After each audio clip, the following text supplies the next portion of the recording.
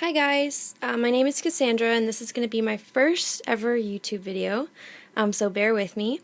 I'm going to try and keep it short. I have lots of orchids. I love collecting orchids. I've only been doing it for about a year, so I'm not an expert, so don't take anything I say as the best way. For today I really want to focus on just my mini collection, my mini phalenopsis, but I also have like oncidiums, cattleyas, I've got a paf, I've got dendrobiums and all sorts of stuff. So this is going to be a really exciting journey, and I really hope that you guys are along for the ride. So like I said, bear with me. I really want to start with, yeah, this is really sad. I tried to shoot a video earlier and I knocked this guy out and I didn't put him back in yet. So for the sake of showing you, we're going to leave him out. So let's start with this guy. This is my sickest orchid. I got him sick. I got him at a discount. I paid $4 for him because I felt sorry for him. So he has no roots. He's very dehydrated. I try to baby him. He's in the best spot. I water him, like mist him like crazy. I've got like really hoping he puts out new roots, but I've had him for a month and he hasn't done anything. He wasn't blooming when I got him, so I don't know what he is or what he looks like. This guy actually, a friend bought him for me at a discount as well. He didn't have any flowers. She thinks that he might be white, but we don't know. So since I've had him, I got him a month ago, or 2 months ago I think, he has put a new leaf right there. It's just starting. This leaf has grown like crazy. It was just a small leaf. He's got new root tips starting all over the place. I'm really happy with this guy. He's got roots branching out. He has everything. So just so you know, some of my older, well, I don't know how to describe it. I used to repot with moss and bark, but now I've switched to only potting with bark. So this guy I repotted when I first got him 2 months ago, and since then I've decided I don't like the sphagnum moss. They all come in packed in sphagnum moss, and they are very unhealthy. But yeah, I think that epiphytes should have an airier mix than sphagnum moss. So this guy has a mix, which I also don't like because I feel like the moss congregates in certain areas, and it just makes the plant more prone to root rot. So some of my other plants will be just bark. But yeah, that's that guy. This guy here, he was dehydrated when I got him. He had a flower, so I do know what he looks like. He's sort of a spikier shape with some purple and some stripes. He's nice. But yeah, he lost a few leaves. He was really dehydrated, but his leaves are really perking back. He looks great. I usually cut the flower spikes. I left this one on as an experiment. I don't like to leave the flower spikes on because I feel like it diverts energy from the plant, and I'll show you an example of why I believe that. But this one I was experimenting, and the nodes are plumping, and this hasn't died back, and it's been a month, so I do believe that it's going to branch for me. But because I did that, he hasn't done anything with his roots. He has a decent root system. Can't really tell because he's all repotted. But he has old roots, but no new roots. He's doing okay. The only thing he's done in a month is firmed his leaves and put a tiny leaf. You can kind of see it down there. That's all he's done. I'll show you another one that I got at the same time. So this one is also in bloom. I cut the flower spike at the same time that I cut this flower spike, but because this one is focusing energy on this, and this one is not, this one has put out an entire new leaf, and it has gotten tons of new roots and tons of root tips. And this one I actually have identified. Ooh. So I don't know how to pronounce it, but I think it's Jaiho's Pink Girl. You can look it up. Really nice looking orchid. This one has a darker tone and sort of a reddish pattern in a way. I don't know how to describe it, but she's just beautiful. Love the foliage. So it's a light pink flower with this dark foliage. It is absolutely stunning. And if you just look, I was able to identify this through Miss Orchid Girl, so thank you so much for all your ID videos. They really are a big help. I've ID'd a few of my orchids through you. So you can't really tell, but she does have, let's see if we can't see. Yeah, she's got some branching roots. You can sort of see it there. Yeah, but anyway, she's doing great. I'm really pleased with her. So that's that. This one here is really ugly. I got it for 50% off. I had it for about a year. It was doing really good. Had a bunch of leaves, lots of roots. But then I went away on vacation and a friend watered it for me, and they didn't understand getting water in the leaves was bad. And so yeah, she got crown rot. She survived. She lost all her leaves, but these two, it wasn't the worst crown rot.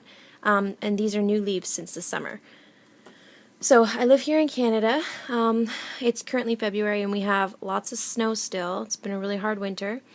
But yeah, anyway, this is some new roots that she's grown since summer.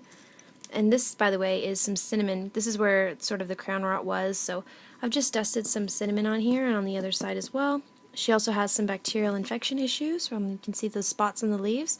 I've dusted those with cinnamon as well. I find that it really dries it out, and it's got antibacterial properties, so it does really help with crown rot. So, and yes, I know it's bad to keep them in these little pots, not a lot of air, but I figure it's a lot more than they had before because they were in sphagnum moss, and I also think the pots are really cute. So until they outgrow their pots, I keep them in their pots because I'm selfish.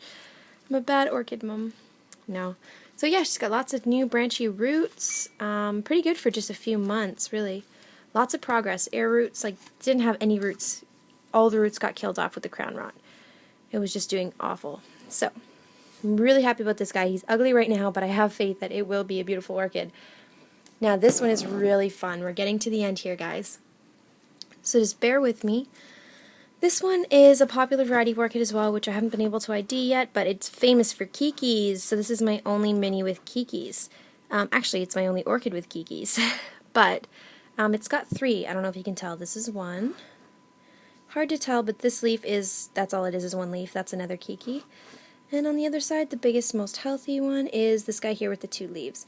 The mother plant itself is quite small. I'm surprised that it has so many kikis. I was thinking about taking some off, but I just couldn't. So yeah, some root tips growing. I've had this one. I purchased this one, I should have specified, alongside this one and this one. I got them all for $10 Canadian. They were on sale, regular $12.99, and they're all in decent shape. This one I got from a friend, also in decent shape. Clearly this one is not. I got it from a grocery store for $5.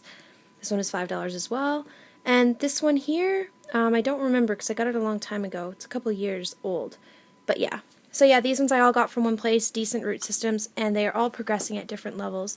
This one was really dehydrated when I got it, alongside, this one was also very dehydrated, but it's still got a little bit of, you can see the wrinkled leaves, but it's still got a little bit of work ahead of it, but it's a survivor. It's really working hard. Let's see if we can't get this pot out. Ignore the water there, sorry, it was just watering. See, it's got some roots in there. You can't really tell because I repotted, but new root tips, healthier leaves, good news. Okay, so the second last orchid that we're going to see today is a mini that I tried repotting in a different way. I was seeing if the moisture from this would encourage the roots to grow down because it'd be really interesting to see them. But so far I've had this orchid for a month. I got it for $5, so I also don't know what the flower looks like. But yeah, it hasn't done anything, and this root here was kind of dead, and yeah, that's mold. It did die in the last week. I was hoping it would branch, but it really didn't. Oops, sorry guy. So, well, hopefully once it starts growing roots, because it doesn't actually have any roots right now, those will grow down, and it will be a success. But that's an experiment. My last mini phal is actually growing in a little mini terrarium, so there's lots of humidity, and it's growing underneath a grow light is actually inside there. But yeah, there's a bromeliad in there. This mini doesn't have a great root system, but it definitely has some roots, and that new leaf has popped up in the last month, so I'm really pleased. Got a little dendrobium in there and some, I believe they're called peperoncini, little tropical plants. They grow like crazy. But yeah, that guy's doing well. So that's it for my mini phalenopsis orchid update. I hope you guys had fun. I hope I didn't talk too much, and I hope the video isn't too long, but if you enjoyed this, please give me a thumbs up. Keeping in mind this is my first video, I'm totally open to suggestions and things like that.